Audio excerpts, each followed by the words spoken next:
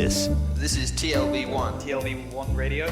Great mixer. I like Tel Aviv. This is still V1. This is Tel Aviv is a beautiful city. Great city, great radio. TLV1. This is TLV1. From the TLV1 studios in Tel Aviv, Israel, it's Louis Live! That's your host, me, Ari Louis. Good evening, everyone. Hope everyone is well. It's Louis Live coming at you. We've got a great show tonight. Maccabiah Haifa's Ofoegbu talking about playing against NBA teams. Jake Silverchuck from Israel Lacrosse. Noad Lahat telling us his story of joining back with the military after his fight over the summer, and much more. But on the line right now, BBC World Service correspondent and freelance journalist Raphael Gellar. Raphael, welcome back to the show. Thank you very much. How you doing? Hey, doing great. Great to have you back on. And very interesting in the world of soccer that we're going to talk about a story of a team being fined, not for something a player did or not something for what the fans did. Bnei Sachin was fined 15,000 shekels, and tell us why that is. And the team decided to have a ceremony to honor people who have helped contribute funds to the club, and it happened to be that this $2 million they received came from Qatar, and one of the main people who was instrumental in orchestrating, I guess you could call it a liaison between the team and Qatar, was Azmi Bashara, who's a former member of Knesset from the Balad Party, Israeli Arab Party, and he was, in 2007, pretty much the Israeli government decided or declared that he was giving secrets to Hezbollah during the 2006 war.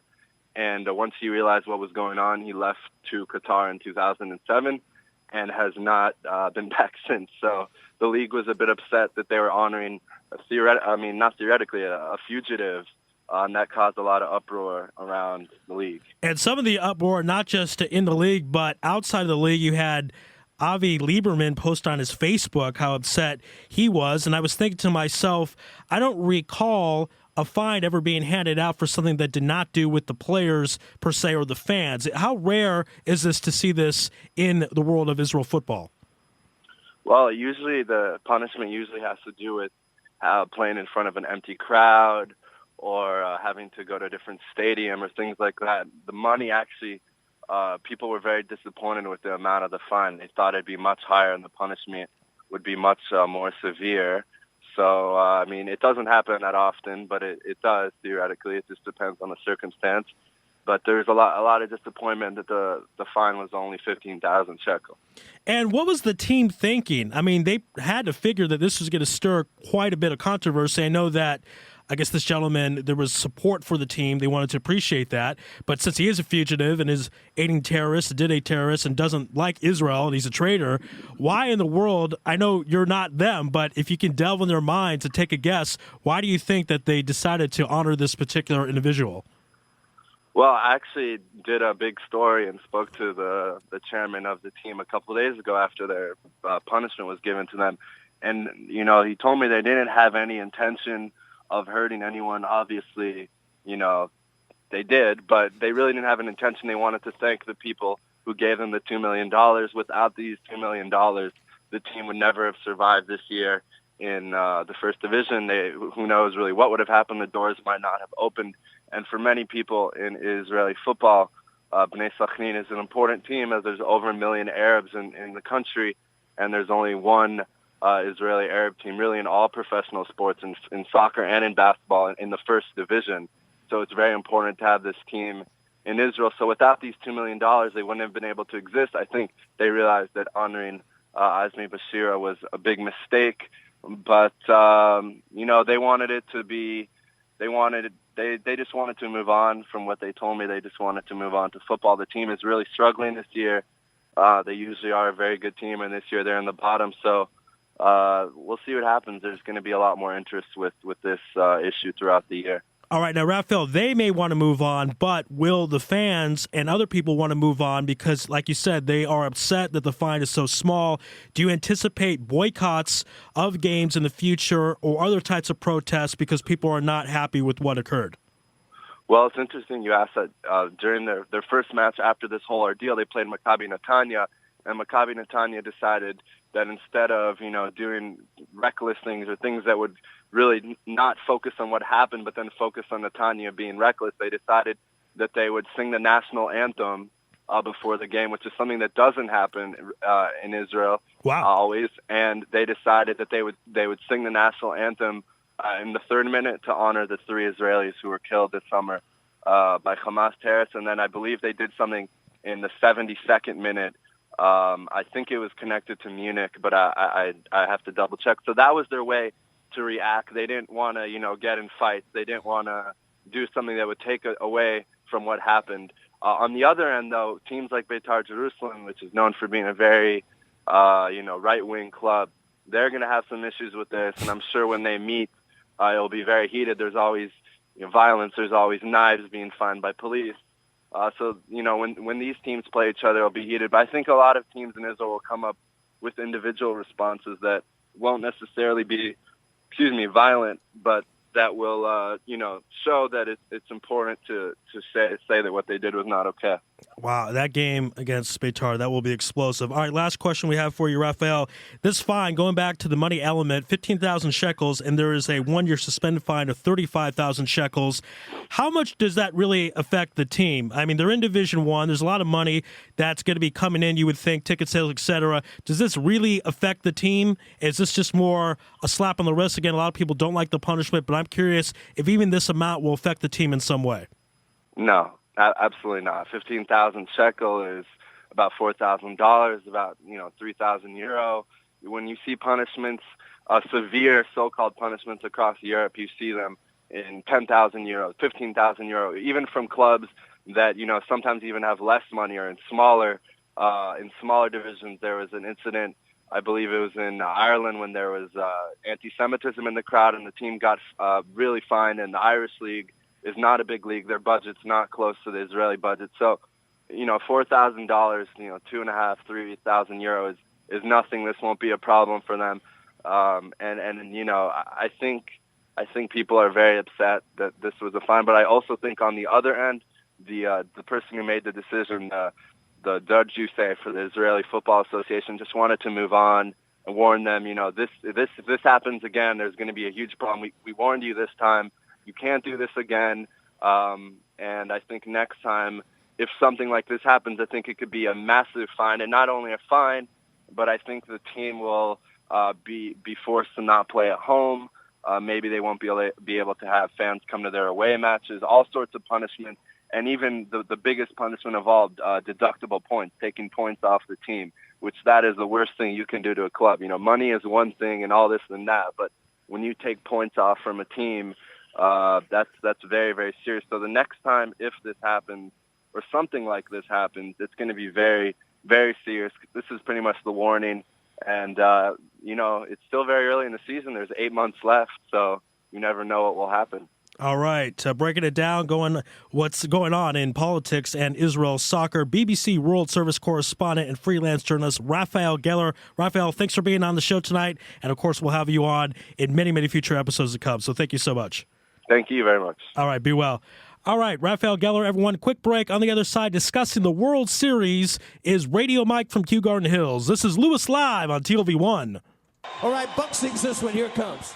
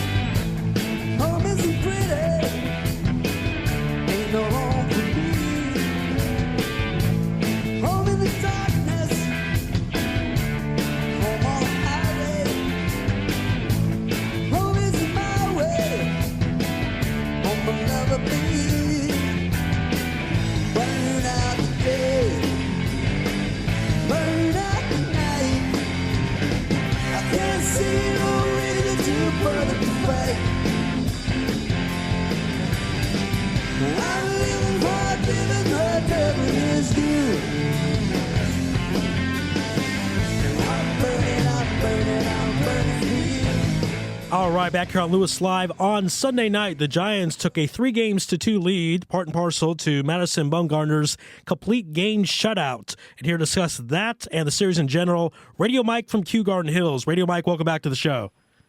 Well, thank you so much for having me on. You know, interesting World Series in that the first 4 games were split between the both ball clubs, Kansas City Royals and San Francisco Giants, but the games were basically blowouts. They were not that competitive. And then you have Game 5, a shutout masterpiece, kind of a bit of a switch as far as we've seen with the pitching. Any particular reason you thought why? Was just Bumgarner in the zone, or was there something else that you noticed in Game 5 that it was different than the first 4 games? I think that guy, sometimes you get a pitcher, he's at the apex of his career. This is his second shutout in this World Series. Actually, the first game, it wasn't a shutout, but, he did give up a run. I guess he is somewhat human. Right, but he was great. He's at the apex of his career. He's just, I think it's Madison Bumgarner. He's just been super world. And I tell you, if the series does go to Game 7, I wouldn't be surprised if he gets put in there for 2-3 innings and just solidify a win for the Giants in case that it does go to 7 games. This guy is really incredible. You do the math. He just turned 25 in August, and if the Giants get a win in the next 2 games, we'll have 3 World Series titles, an NLCS MVP, and probably the World Series MVP, I would imagine. I guess this is, you said the apex, this is just the beginning. Pitcher's prime, usually late 20s. So I believe we have not even seen the best of Madison Bumgarner. What do you think? Well, you never know with pitching, he's done great for the last 3 World Series for the Giants, .29 ERA, which is even better which is an all-time best in World Series competition over 25 innings, even better than Mariano Rivera. But, you never know how long a guy lasts as a pitcher. He could be great this year, and then he can be a wash-up next year. I'm not making any predictions. I hope he does very well in the future. I'm not giving him the whammy or anything like that because the hottest guy around used to be Justin Verlander, and right now he's just like an average or maybe a slightly above average pitcher. Right. So you never know how long a guy can last. Sandy Koufax was a great pitcher for, I think, 7 or 9 years. He was more dominant than anyone else, so guys come and go. Right, then his arm fell apart, and it's also interesting what happens to pitchers after they get the big contract, as you see with Verlander. Of course, Radio Mike has to go with a Yankee reference with Rivera at every segment. We like that. All right, Radio Mike, first 4 games, I could not figure out a trend. There wasn't anything I could pinpoint. Before the series started, we figured it'd be the Royals' speed and their bullpen versus the Giants' experience and, let's say, Buster Posey, someone that really could spark the team, be a leader. What trends did you notice now that we have 5 games played? Outside of Game 5, the first 4 games, were there any particular trends you noticed between the 2 teams? Well, yes, several trends, and I think it might say something about the way baseball is being played. This is the first time in World Series competition since 1948, 3 games in a row where there hasn't been a home run. So these guys, they don't hit home runs. They don't, they just make contact, and that's the big thing. If you watch baseball, and once again, I'll mention the Yankees, and mention many other teams, how often they strike out. If you strike out, that's the end of that at-bat. You don't move along the runner. Right. That's the end of the at-bat, and the guy's still at first base or second base or he's at third base. You struck out, you finished. These guys, both the Giants and the Kansas City Royals, what they do, they put the ball in play. When you put the ball in play, good things happen. An error by the other team, the ball can fall in. Who knows what could happen? The runner moves from second base to third base, and then there might be a hit with 2 outs. You got to put the bat on the ball. Yeah, I was speaking with Alex Raphael, was my color commentary partner last year at the Maccabiah. We love this type of baseball. This is not steroid baseball. This is not guys hitting home runs over and over and over and then striking out. They are trying to actually use their minds, use strategy. Are you looking forward to this type of baseball? Because if the testing keeps up this way and guys are not taking steroids, this is what we're going to see probably for the next 10, 15 years. Is that something that you're looking forward to? I'm not sure. I kind of like that. I do kind of like hitting the ball out of the park, especially if it's my own team. Right. But watching the Kansas City Royals, certainly in the first couple series, the way they ran the bases, their athleticism in the outfield, making great defensive plays. You got to love that. I mean, you just have to love that, their outfield and the stealing bases, Jared Dyson, Lorenzo Cain. These guys are good, fun players to watch. They get their uniforms dirty. They don't have the big contracts and the big names and stuff like that. But it is certainly fun to watch. They know how to play the game, and they're athletic, and it's good baseball. All right, let's go to Game 6 because I don't know when the last time a team lost Game 7 on the road. So to me, it's really Game 7. If the Giants lose, I don't think they're winning Game 7 on the road. I would have to double check in my mind, but it's been a very, very long. I think you might have to go back to the 40s. The Red Sox lost Game 7 to Fenway Park in 1947. That may be the last time. I'm not sure. Break down Game 6 for us. What are you looking forward to? What should people look out for? Because, as I said, I think that's going to decide the series. It's really hard to say. I mean, Peavy, he's supposed to be a good pitcher. He does not have good numbers in postseason competition. When he's made the playoffs, even with San Diego or Boston, he does not have, he's never thrown more than 6 innings. I think he's gotten into the 6th inning, and that's it. So they need some length from Peavy. He's usually good for 2-3 innings, and then he falls apart. He's too emotional, and he's not a good postseason pitcher. If that trend comes up, then you're going to have to go to the bullpen again with San Francisco. I mean, they are well rested, and Pettit's been very, very good for the Giants. So that's their hope there. And now Kansas City in Game 6, they're going with Ventura, who's been very good, not great. He's very young. He didn't really win Game 2, but he pitched well in Game 2, and Kansas City tied the series in Game 2. That was a really, really important game. This is a huge game. I mean, you shouldn't think that the Giants, if they win this game, well, obviously they're going to win. If they lose this game, they're not going to win Game 7. I mean, anything can really happen in the series.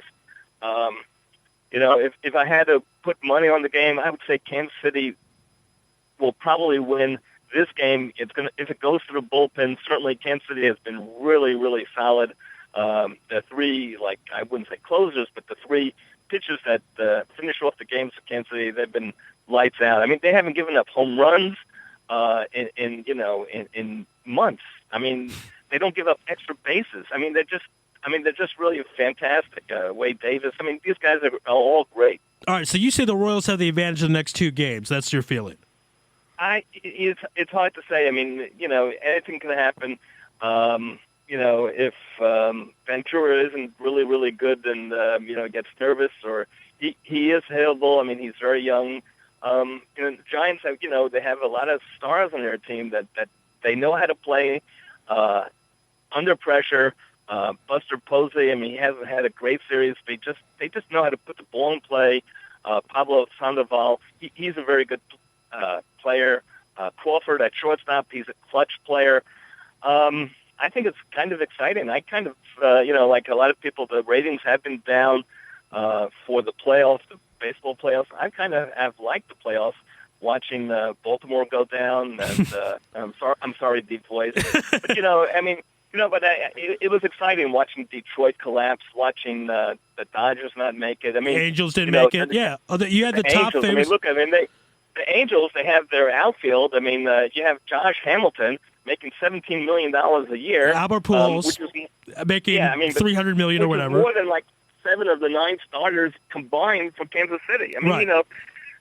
I agree. Look, I like this World Series a lot because of what it represents. The symbolism that you have 2 smaller market teams. You have teams that don't hit home runs but play with strategy, chess games, the way I like it. So I know the ratings. I said with MLB.com's Barry Bloom, the ratings would be down, but I think I'm still happy with the way the series has gone. I said before the series started, Giants in 6. Obviously, I'll stick to that because that's what could happen, and we'll see what happens. One quick note: so an intern handed this to me. 1975, the Red Sox lost Game 7 at home. I believe that's the last time this happened. So 2 times the Red Sox lost Game 7 at home. I'm sure you like that, right, Radio Mike? Anytime the Red Sox lose is a bonus, even in preseason. Yes, in preseason. All right, Radio Mike, we got to run. Enjoy the World Series, and we'll talk afterwards, of course. Thank you so much. All right, thank you. All right. That was Radio Mike. Didn't really give a prediction. I was trying to nail him down. He just couldn't do it. I do say the Giants will win Game 6, and Bumgarner will be the MVP. All right, we're going to take a quick break. We're going to talk Kobe Bryant drama and Steve Nash's retirement right after this with Joe Robbins. This is Lewis Live on TLV1.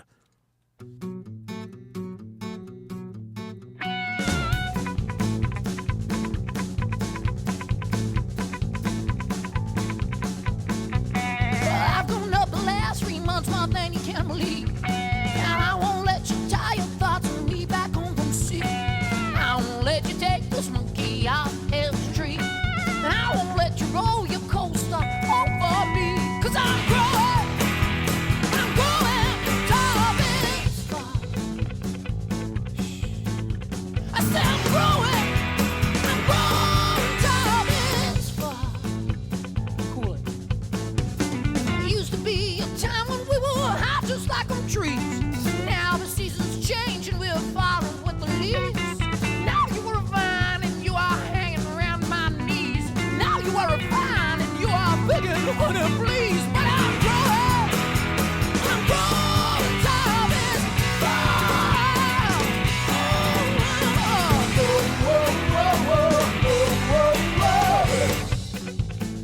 I said, cool. I said, I'm growing tall this far.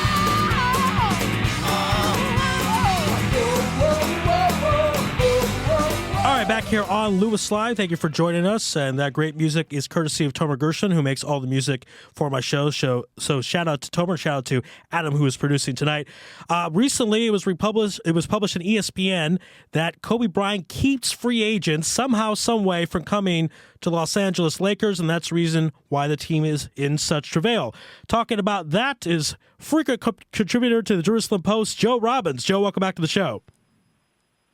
Thanks a lot, Ari. Great to be here, as always. Yes, it's been too long since we had you on, and the story, of course, came out basically saying that Kobe Bryant does not get along with people. Dwight Howard, that was brought up a lot. Dwight Howard was on the Lakers, left the team for the Rockets. They seemed to blame Kobe for that. Kobe was asked about that and just said ESPN are a bunch of idiots. He doesn't listen to them. Give us your take of what's going on. Does Kobe Bryant really keep free agents from staying in Los Angeles and from even coming there in the first place? I think in a lot of ways he does. I don't think it's intentional. First things first, Kobe Bryant is an all-time great. He's in the conversation with anyone, typically in the conversation for best ever. MJ, Wilt, and Kobe's right there. But we also know that Kobe wants to win, but he also wants to be the star and the center of attention. And as we know, point guards and centers win championships historically, and it's not always the shooting guard who does it, especially when it's a shooting guard who isn't as efficient as his stats seemingly would point to, and one who's the highest paid player in the league, right, and also has played over 45,000 minutes. Yeah, he's 36. He's on the last legs of his career. ESPN also came out with a ranking that he's the 40th best player in the NBA. I want to know if you think that. Is he the 40th? I mean, if you break that down mathematically, that would mean on average he would not be the best player on any team in the NBA by far. So give us your thoughts. Is he really the 40th best player in the NBA at this point of his career? Because he's Kobe, I wouldn't have wanted to come out and say it because he could average 40 points a game, even if he takes every shot in the game and the Lakers lose every game. Right. But I think it's probably a fair ranking. Wow. We have seen nothing over the past 2 years to suggest that Kobe is still Kobe. Now, I hope that ESPN was wrong. I definitely hope that I'm wrong, but I think if you're going statistically based on the last 2 seasons with his Achilles injury, his broken kneecap, the different things he's dealt with, for the first time we've really seen his age as a player and as an athlete. If he plays, I think he can still be good. He's still Kobe Bryant, maybe even all-star level, which would put him as better than top 40. Having said that, he is 36. He is coming off of not playing, and he has a terrible team around him. And even if he shoots the ball every time they have it, the Lakers might not have the ball very often. And if he is that good, they're all going to be on Kobe. Right. So I think that will definitely limit him.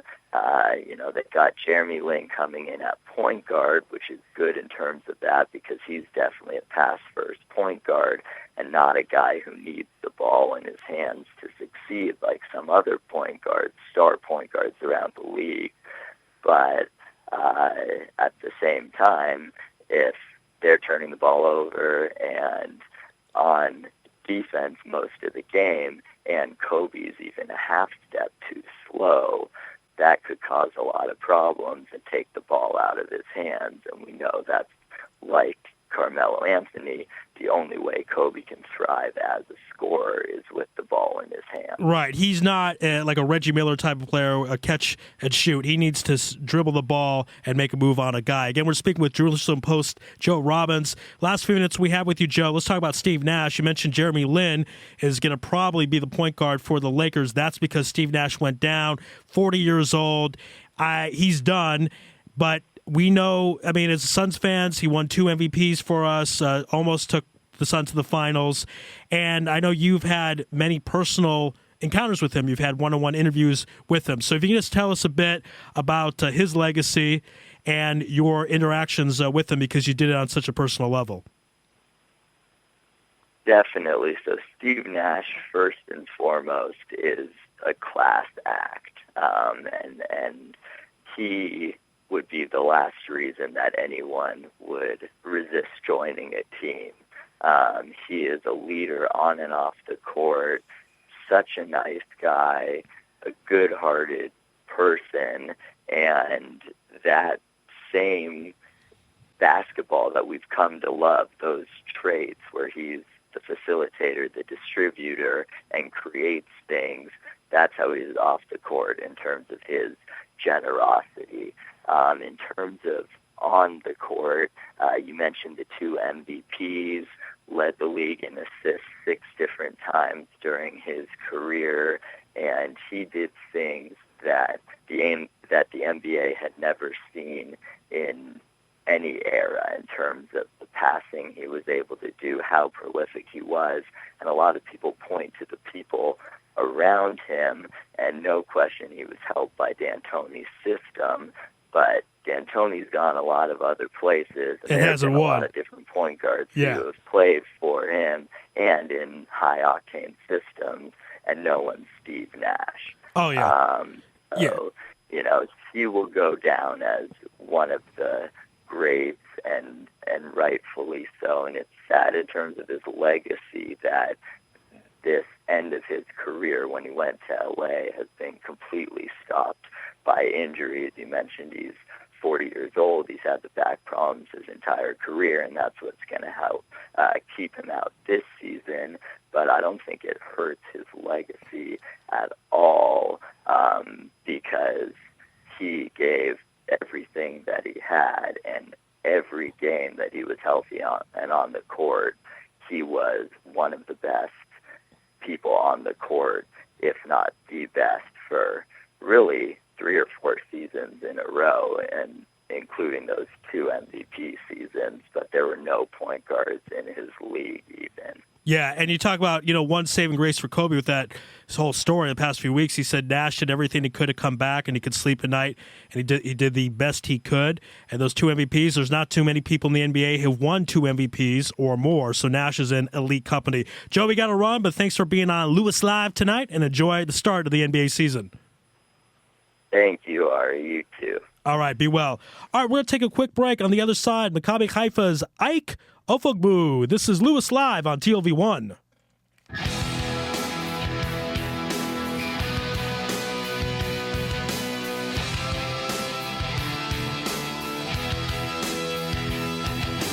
Feel it, see it, hear it today. If you can't, then it doesn't matter.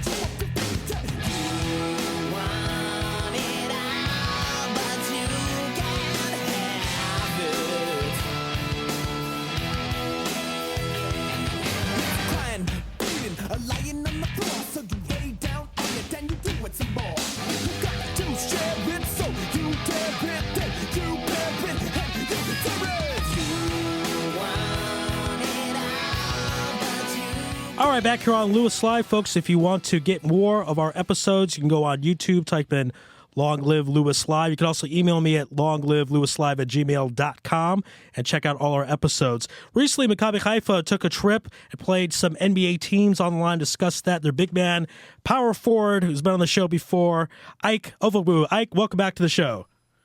Thank you. Glad to be back. All right, Ike, let's get down to this because I read this article, and you were there. You can tell us if it's true, but there's a report that when you guys played the Raptors and played them very competitively, only lost by 7 points, had that 21-0 run, that one of your teammates had a little bit of trash talking going on, and we just want to know if that was true. Apparently there was a point in the game during the 21-0 run that Terrence Ross not Terrence Ross, your teammate Hickerson did some trash talk. Want to know if that's true. Yeah, that's true. I mean, we know some of the guys over there, so we've played with them before. So, as far as the competition level goes, there's going to be a little bit of trash talking here and there. So it was, after he dunked the ball, he came down and started talking trash to him. It's Leroy Hickerson. So he wasn't doing that because he was crazy. He just thought, hey, we're going to play this game. We're playing to win. We're not just fooling around. And he was just doing that because he dunked on the guy, right? Yeah, for sure. It wasn't like that. It was just, the nature of the game. You're trying to win a game. It was doing a little trash talking. Now, in that game, there were a lot of Maccabi Haifa fans that went to Toronto. If you looked at certain parts of the stands, you would have thought you were in Haifa. They were so supportive. What did that mean to you guys that here you are in another country and you have this great fan base supporting you against the Raptors? It was big. I mean, anywhere you go and you have a supporting cast, it always helps you, always motivates you to do better. So it was big. It surprised me. I looked up a couple of times and I've seen a lot of Israeli fans. So it was kind of a blessing to see. Now, you're playing obviously professional basketball for a long time and basketball your whole life, and this is the NBA teams. You're going to NBA arenas playing them. Just personally, what did that mean for you to be in this high level of games that you've watched growing? You've seen on TV, and now it's a different element that you're there. What did that mean to you to play against these NBA teams? To tell you the truth, just honored and blessed. I just took it all in. I just lived in the moment, took it all in. I didn't really see it like that until afterwards. Like during the game, to me, it was just like another game. But, especially coming off an injury, just tell you the truth, just blessed to be back on the court.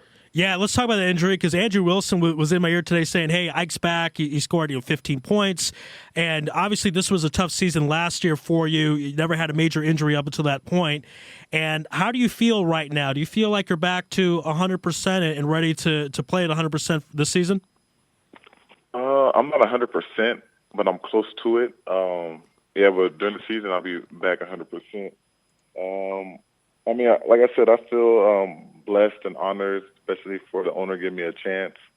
And I'm just thanking God every day for the opportunity to keep playing basketball. So I'm just looking forward to the season. And now, many players that I spoke with that have gone through injury, they say that the rehab is more physically draining and mentally draining than typical playing practices, playing games, even as physical as it is. What did you think? Was the rehab process more physically intensive than anything else you've done in basketball?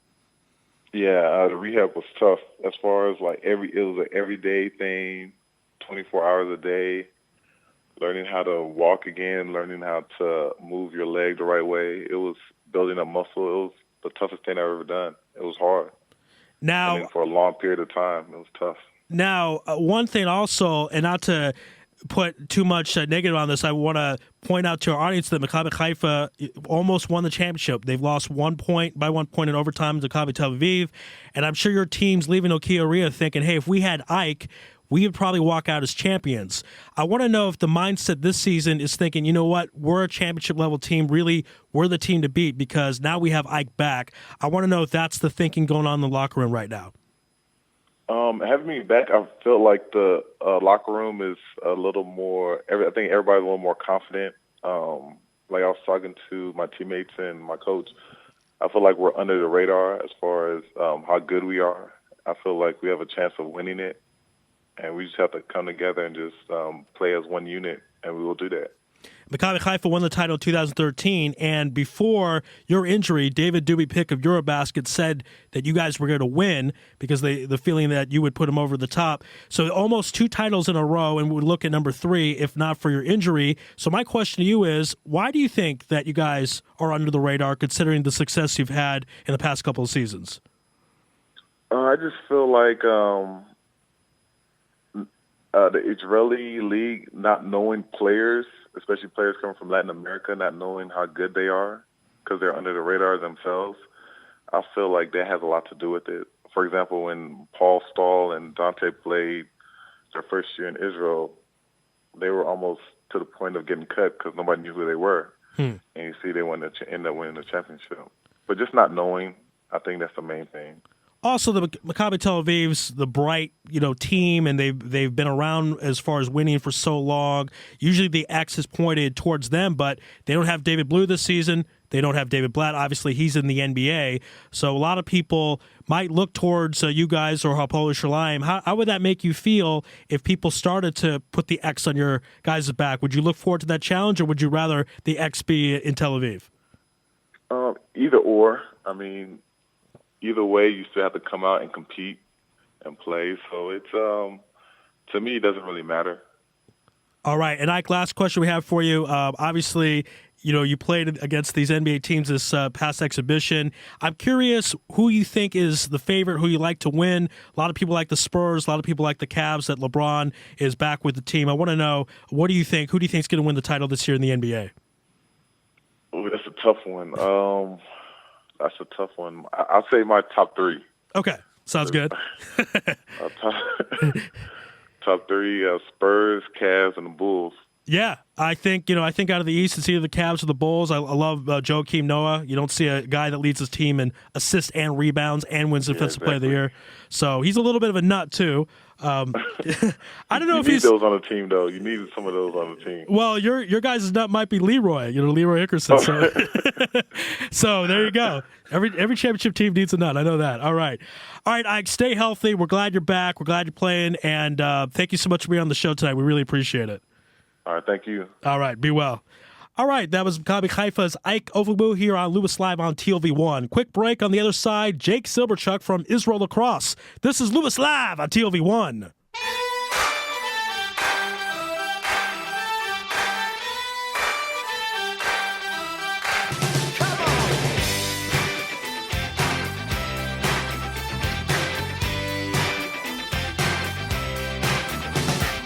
Does she walk? Does she talk? Does she come complete?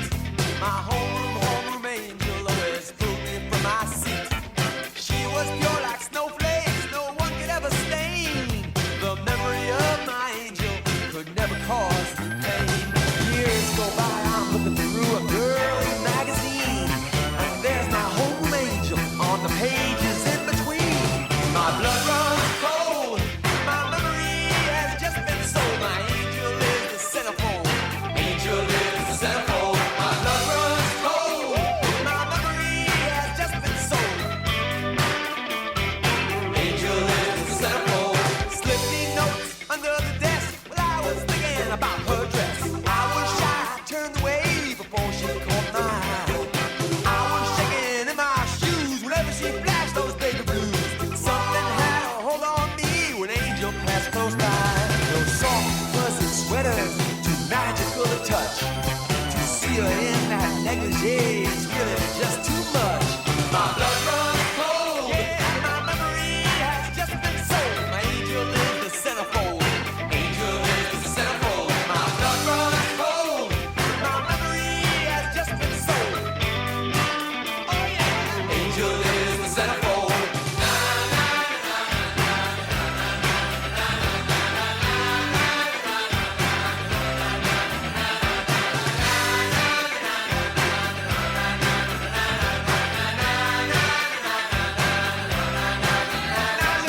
It's okay, I understand. This ain't no never, never land. I hope that when this issue's gone, I'll see you when your clothes are on. Take your car, yes we will. We'll take your car and drive it.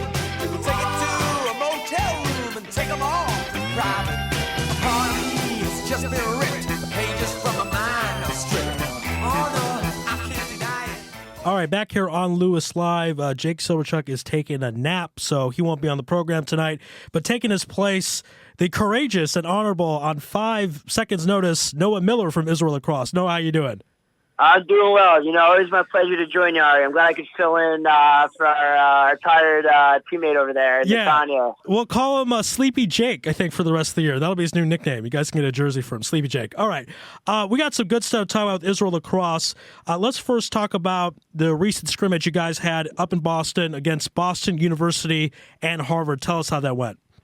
So we went to Boston to engage more Jewish Americans in the New England area, and we ended up having some exhibition friendlies against Harvard and BU. And Ari, I don't know how familiar you are with Division I fall lacrosse, but it's very competitive as all these Division I players are fighting for their spots and out to impress the coaches. And it was some very competitive, very talented weekend of lacrosse. All right, and so you're playing this type of a competition. It kind of reminds me of Maccabiah Haifa just recently played in the NBA. So was it a blowout type of thing, or some of the games competitive?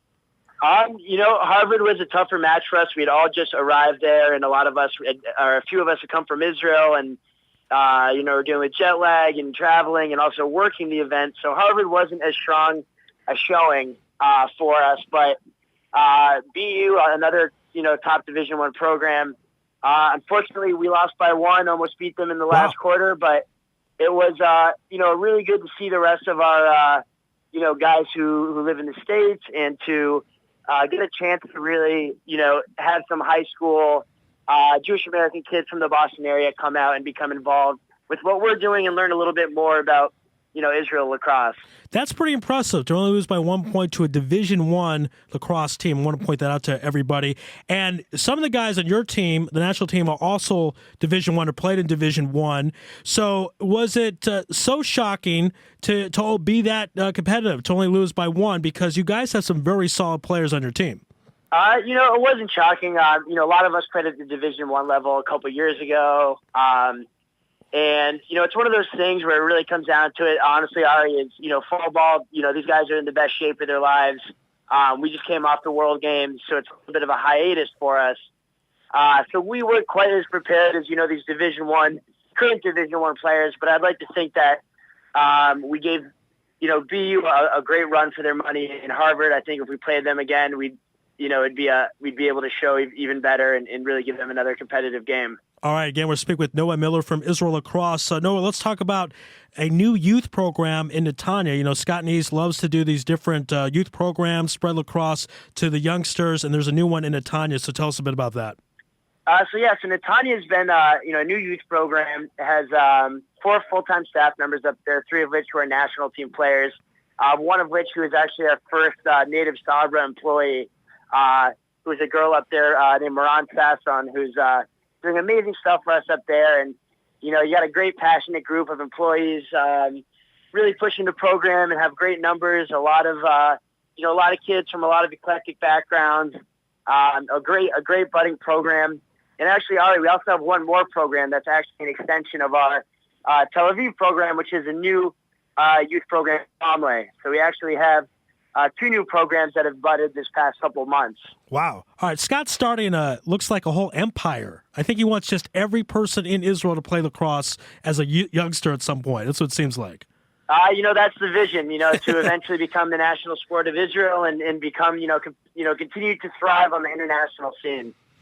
All right. Adam just gave me a look. It's going to be a while, but you know what? I think you guys will be up there, I think. Soccer's going to be keen for a long time, but you know what? I wouldn't bet against Scott. I know that. He's definitely got some initiative to him.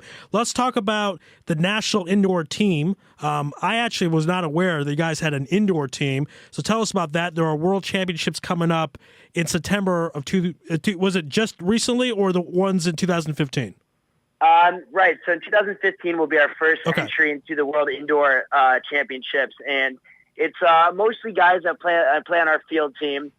Making the transition to the indoor game. In addition to, trying to find Canadian Jewish box players that might be interested in moving to Israel and becoming involved with what we're doing over here.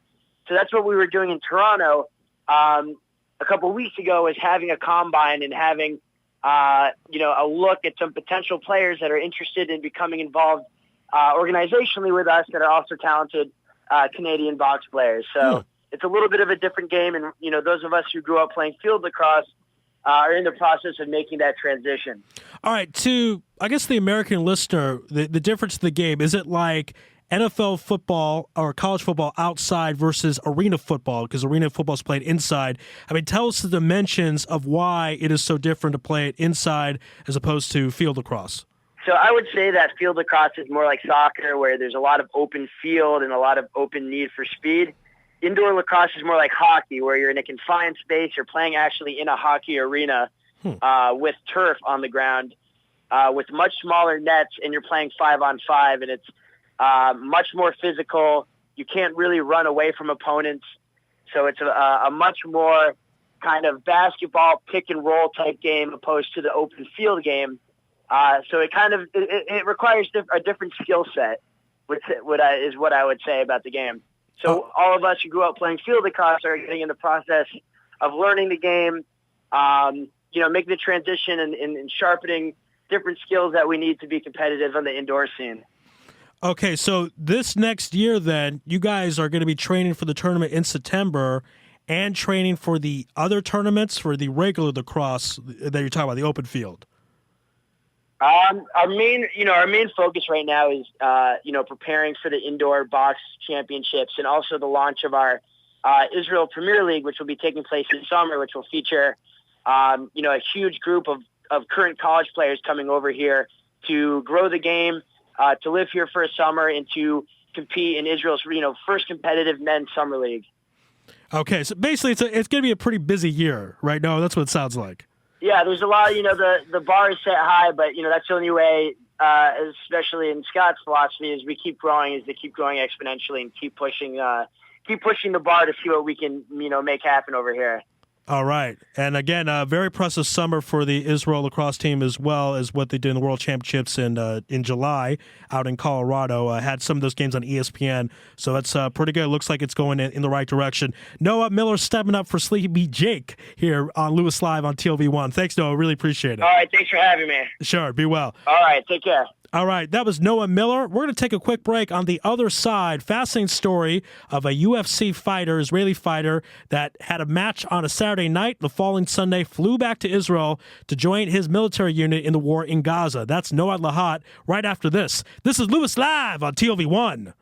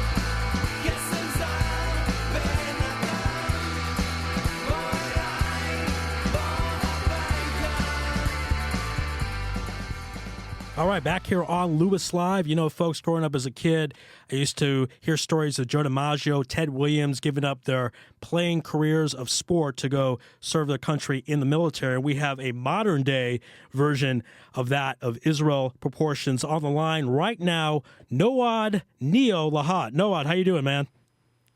I'm good. How you doing? Good. It's good to have your voice here on the program, and it's good to hear you're doing well. I mean, for those who don't know, if they were basically not aware, You had a fight on Saturday night back in the summer against Steven Seiler. You won that unanimous decision. The next day, you're on a plane to Israel fighting for your country, something you didn't have to do. You were in California.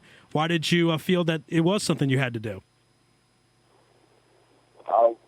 Well, it's something that I think everybody should do if they still serve. You know, I'm still in the reserve, so that was just natural to come back and join my friends. So you were a part of the Miloim. You did your reserve duty back in your unit, and when you went back to your unit, were they surprised because you're this famous UFC fighter and you're a professional fighter? Were they surprised at all that you came back to join them in this war in Gaza?